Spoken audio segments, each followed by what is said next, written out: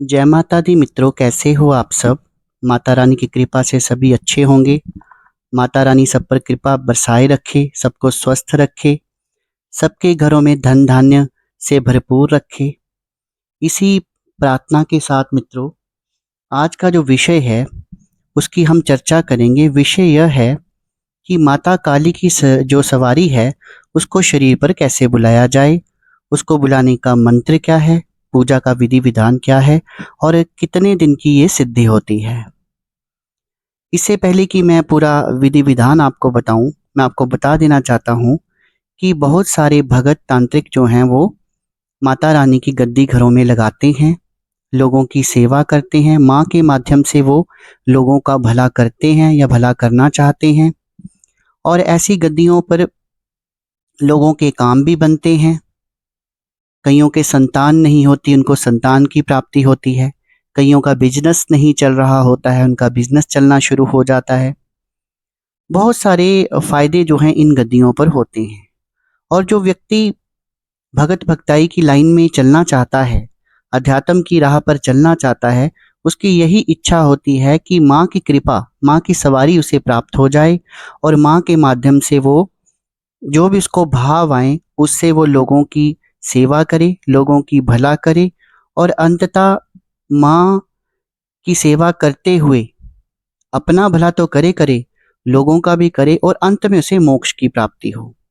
बहुत सारे लोगों का ये उद्देश्य होता है, लेकिन सही मार्गदर्शन नहीं मिल पाता कि शरीर पर माँ की तरंग कैसे लाए जाए, माँ जो है उनकी सवारी कैसे लाई जाए। देखिए, माँ शरीर में नहीं आती है, ना ही किसी के सिर पर बैठकर वो झूमती है। उसका एक अंश मात्र होता है, और अंश मात्र जो है वो माँ की मर्जी से ही वो अंश मात्र आता है, वो एनर्जी आती है। और किस तरह से माँ का कनेक्शन फिर वो अपने भगत के साथ बनाती है, वो माँ के ऊपर ही डिपेंड करता है कि तरंग आने पे क्या उसके आज्ञा चक्र पे उसको दिखाई देगा, क्या माँ की पूरी सवारी उसको आएगी, या फिर उसके हृदय में भाव आएंगे, या फिर उसकी वाणी सिद्ध होगी। जो सिद्धि है, जो हमारी सिद्धियां होती हैं, ये देवता पर निर्भर करता है। देखिए, जैसे एक वैद्य होता है ना, वो एक व्यक्ति का नेचर देखता है कि इसमें वात पित्त कफ किस चीज की बढ़ोतरी है और किस तरह का इसका हृदय है, कोमल है, कठोर है, किस तरह का इसका उपचार होना है। इन सभी चीजों की समीक्षा करने के बाद ही वो औषधि देता है। इसी प्रकार जो हमारी माँ है, हमारी इष्ट देवी है माता महाकाली, वो भी देखती हैं कि मैं अपने साधक को किस तरह से सिद्धि दूं। अब जरूरी नहीं हो सकता एक साधक जो है वो कठोर दिल का है, वैसे भी माँ के भक्त जो हैं वो वीर होते हैं, वीरों में आते हैं। लेकिन कुछ लोग ऐसे भी होते हैं जिनका हृदय जो है वो कोमल होता है, तो माँ उनको उस तरह से सिद्धि दे देती है कि मुझे देख तो ना पाए, लेकिन अंदर से क्या करना है, ये व्यक्ति जो सामने आया है उसका क्या भूत वर्तमान भविष्य रहा है, उसको क्या समस्या है, उसका इलाज कैसे होगा, उसके भाव मन में उठते हैं। क्योंकि माँ को पता है कि जब मैं उसके सामने खड़ी होंगी तो वो मेरे जो रूप है मेरा, उसको नहीं झेल पाएगा। लेकिन कुछ साधक जो हैं वो कठोर होते हैं, वो माँ को, उन्हें पता है कि माँ का रूप जो है वो दुष्टों के लिए ऐसा है, ऐसे तो माँ बहुत ममतामयी है। तो माँ जो है वो पहले जो भगत है उसका नेचर देखकर उसी प्रकार की सिद्धि उसको देती हैं। ये नहीं होता कि पूजा पाठ एक व्यक्ति ज्यादा कर रहा है तो एक कम कर रहा है, ऐसा नहीं होता है। तो चलिए दोस्तों, अब मैं आपको विधि विधान बता देता हूँ कि माँ की सवारी जो है वो शरीर पर कैसे बुलाई जाती है। इससे पहले कि मैं आपको पूरी विधि बताऊं, मेरा आप सबसे आग्रह है, जो भी मेरे इस YouTube चैनल सच्चे भगत पर पहली बार आया है और पहली बार मेरी वीडियो देख रहा है, वो कृपया करके चैनल को सब्सक्राइब कर दे, वीडियो को लाइक कर दे, शेयर कर दे, बेल आइकन को प्रेस कर दे, ताकि आगे जो मैं वीडियोस बनाऊंगा उनका नोटिफिकेशन उन तक पहुंचता रहे और अध्यात्म की जानकारी जो है वो उनको मिलती रहे। तो चलिए मित्रों, शुरू करते हैं। देखिए, माता महाकाली के साथ बहुत सारी शक्तियां चलती हैं, इनके साथ अच्छी शक्तियां भी चलती हैं तो बुरी शक्तियां भी चलती हैं, क्योंकि माँ हर व्यक्ति को, माँ जो है वो दैत्यों की भी माँ है, हमारी भी माँ है, भूत प्रेतों की भी वही माँ है, वो जगत जननी है, उसके लिए सभी बराबर हैं, पशु पक्षियों की भी वही माँ है। इसी शक्ति के कारण सब जो है वो चलते हैं। माँ की शक्ति के बिना जो व्यक्ति है वो शव है, कोई भी पशु पक्षी जो है वो शव है। जब तक उसकी शक्ति हमारे शरीर में संचारित रहेगी तो व्यक्ति जो है वो चलता फिरता रहेगा, काम करता रहेगा। जैसे ही माँ की शक्ति जो है शरीर से बाहर गई तो वो शव बन जाता है। स्वयं जो शिव हैं वो भी शक्ति के बिना शव ही हैं।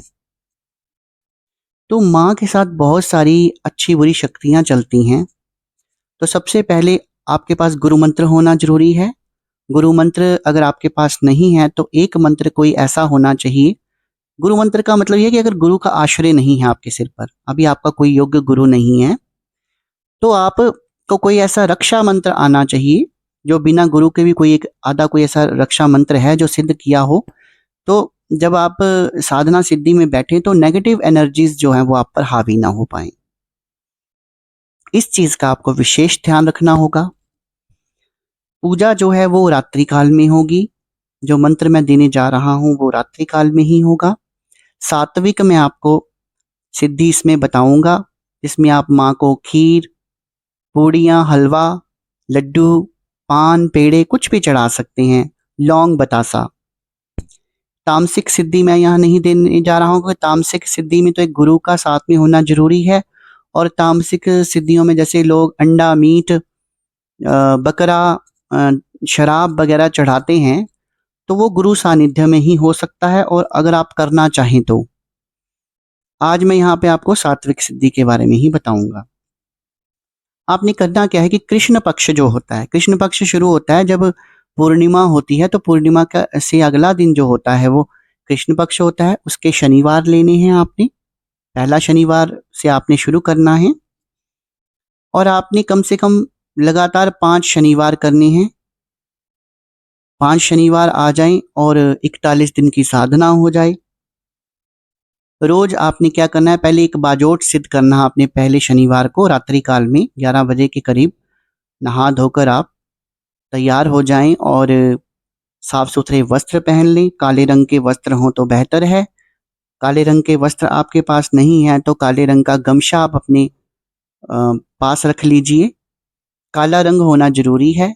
काले कंबल का आसन हो, उस पर लाल रंग का आसन बिछा हो, पूरा काला ना हो।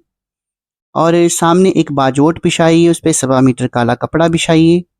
उसके ऊपर माँ की आप कोई भी प्रतिमा, कोई भी फोटो जो है वो स्थापित कीजिए। अगर आप घर में सौम्य रूप माँ का रखी ना तो सबसे बेहतर होता है। जैसे बटुक भैरव जी को उन्होंने कहीं कहीं गोद में बिठाया हुआ है और वो अपना ममत्व जो है उनको दिखा रही हैं, सबसे बढ़िया फोटो हो सकती है। या फिर आप उनकी कोई मूर्ति रख लीजिए छोटी, 9 इंच से ज़्यादा लंबी मूर्ति ना हो। अब पंचोपचार से पूजा पाठ के बारे में आपको पहले बहुत बार बता चुका हूँ। गुड़हल के फूल जो हैं माँ को बहुत प्रिय हैं। लाल रंग का कुमकुम आप उनको जरूर अर्पित कीजिए, उनको तिलक लगाइए और अगरबत्ती धूप जलाइए, माँ की जोत जलाइए। कई घरों में सरसों की जोत जलाई जाती है, कहीं तिल के तेल की जलाई जाती है, कहीं घी की जलाई जाती है। तो सभी प्रकार की जोत जो है वो माता रानी को जो है एक्सेप्टेड हैं। ये काम आपने करना है। फिर अगर रूटीन में अगर आप पूजा में माँ का कोई स्रोत पढ़ते हैं, उनके नाम पढ़ते हैं, वो भी आप कर सकते हैं। जब आप साधना शुरू करें तो पहले संकल्प जरूर लें कि माँ मैं आपका 41 दिन की साधना उठा रहा हूँ, इस मंत्र का मैं जाप करूँगा और इस मंत्र की मैं 21 माला, 11 माला, 51 माला, जो भी आपका संकल्प हो। देखिए, जो मंत्र की संख्या है ना वो इन 41 दिनों में कम नहीं हो सकती, ज़्यादा आप कर सकते हैं। तो पहले अगर आप जो मंत्र मैं बता रहा हूँ अगर आप उसकी 21 माला भी कर लेंगे तो बहुत है। जो सिद्धि है वो आपको प्राप्त हो जाएगी, सवारी आपको प्राप्त हो जाएगी। लेकिन ये है कि फिर एक बार संकल्प आपने ले लिया 21 माला का तो उससे कम फिर आप माला जो है वो नहीं फेर सकते हैं। तो ये काम करना है। भोग प्रसाद आप देख लीजिए सात्विक आप क्या दे सकते हैं। सात्विक भोग में जैसे मैंने आपको बताया है लौंग, बतासा, हलवा, पूड़ी और साथ में जैसे माँ को आप पेड़े चढ़ा सकते हैं, पान चढ़ा सकते हैं। अब देखिए, जब आपने साधना शुरू करनी है तो पहले दिन संकल्प ले लिया आपने। संकल्प में आप ऐसा भी कर सकते हैं कि जैसे साधना में सबसे पहले गणेश की एक किसी मंत्र की माला करनी होती है, फिर उसके बाद भगवान शिव के ओम नमः शिवाय मंत्र की एक माला करनी होती है, भैरव बाबा का एक मंत्र जो है उसकी माला करनी होती है। भैरव जो हैं वो माँ जो है भैरव जो हैं वो माँ के साथ चलते ही चलते हैं, आपको पता है, और उनके बिना उनकी सिद्धि भी प्राप्त नहीं हो सकती। तो उनके मंत्र, किसी एक मंत्र की माला, चाहे आप ओम भैरवाय नमः ही जप करो, लेकिन एक माला आपको मंत्र करना पड़ता है। फिर गुरु मंत्र कीजिए और उसके बाद में जो मूल मंत्र है जो मैं आपको बताने जा रहा हूँ, उसका मंत्र का आपने जाप करना शुरू कर देना है। लेकिन संकल्प में ऐसा हो सकता है कि आप संकल्प में बोल दें कि ये जो एक एक माला करनी है मैं साधना में एक बार ही करूँगा, आगे मैं माँ के मंत्रों की माला ही करूँगा, तो वो भी चल जाता है। अगर आप रोज़ कर सकते हैं तो रोज़ कर लें, अगर आप साधक हैं, आपको इसकी आदत है, ठीक है मित्रों? अब आप सुन लीजिए, मंत्र लिख लीजिए। मंत्र है ओम क्रीम कालिकाए षोडश वर्षीय जवान, हाथ में खड्ग खप्पर तीर कमान, आओ आओ माता काली रहती शमशान, ना आओ तो काल भैरव की दुहाई। ये मंत्र जो है मैं एक बार ही आपको बोल के मैंने आपको बता दिया है, चाहे आप इसको किसी कॉपी पेंसिल लेकर लिख लें, चाहे आप इसको याद कर लें। इस मंत्र की कम से कम 21 माला आपने करनी है। हाँ, एक चीज़ भूल गया मैं बीच में, शनिवार के शनिवार इस साधना में माँ को आप गुड़हल के फूल या लाल रंग के गुलाब जो हैं वही चढ़ाएं, और शनिवार टू शनिवार आपको दशांश हवन करना पड़ेगा। जितने मंत्र आपने जाप किए हैं उसका दशांश आपको हवन करना होगा। और हवन किससे करना है वो भी नोट कर लीजिए। घर के लिए बहुत लाभदायक रहता है ये जो हवन मैं आज आपको बताने जा रहा हूँ। इसमें आप काली पीली सरसों लेंगे, मिश्री डालेंगे और एक चुटकी नमक डालेंगे, साथ में आप डालेंगे देसी घी, और फिर उससे आप हवन करेंगे, दशांश हवन। तो घर में हवन कैसे किया जाता है, छोटा सा हवन कैसे आप कर सकते हैं, उसके ऊपर मैं एक अलग वीडियो बना दूंगा, ठीक है? तो हवन भी जरूरी है, अगर आप नहीं कर सकते तो किसी योग्य पंडित को बुलाकर करवा लें, वो भी चल जाएगा। तो 41 दिन की साधना जो है वो आपने करनी है।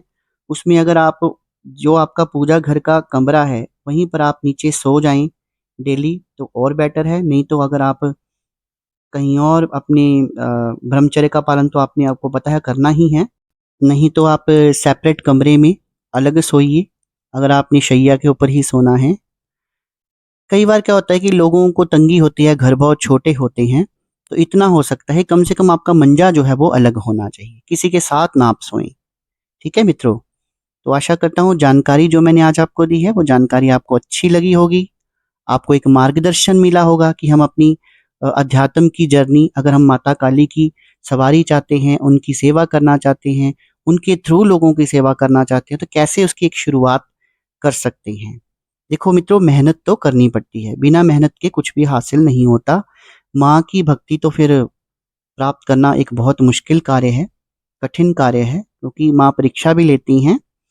तो एक सरल सा रास्ता मैंने आपको बताया है, आप इसका अनुसरण कर सकते हैं। तो मित्रों, आज की वीडियो में बस इतना ही। शुभ रात्रि, धन्यवाद। कोशिश करूंगा कि कल फिर एक नए टॉपिक के साथ में आऊं और आप उस टॉपिक को देखें, अध्यात्म को जानें। धन्यवाद।